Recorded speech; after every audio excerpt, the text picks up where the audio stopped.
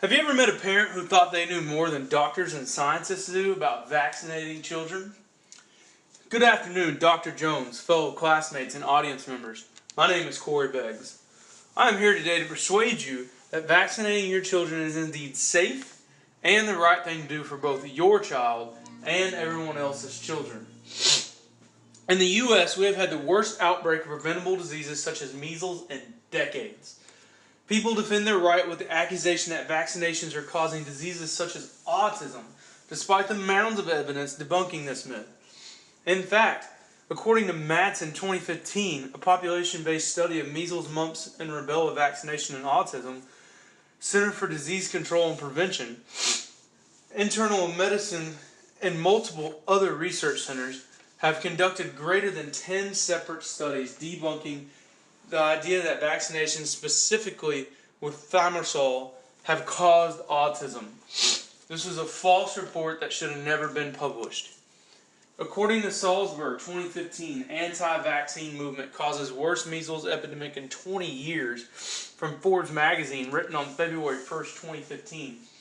It was stated that 84 people from 14 separate states contracted measles.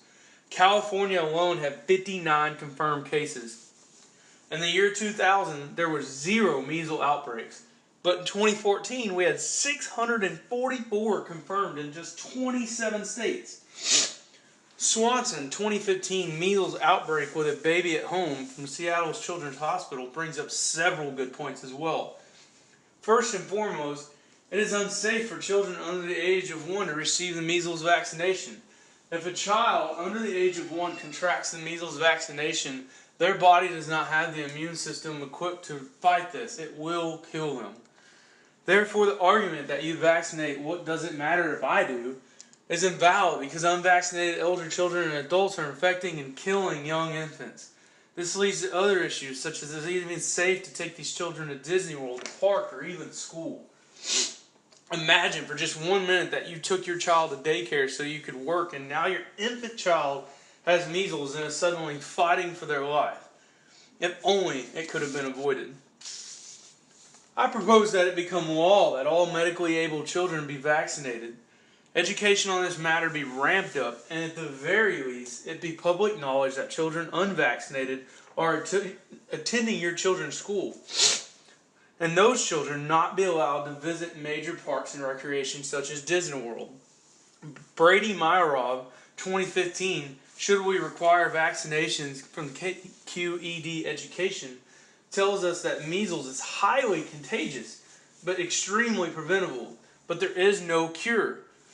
And that has been required in the past, such as in 1991 when an outbreak was so severe in Philadelphia that a judge ordered it.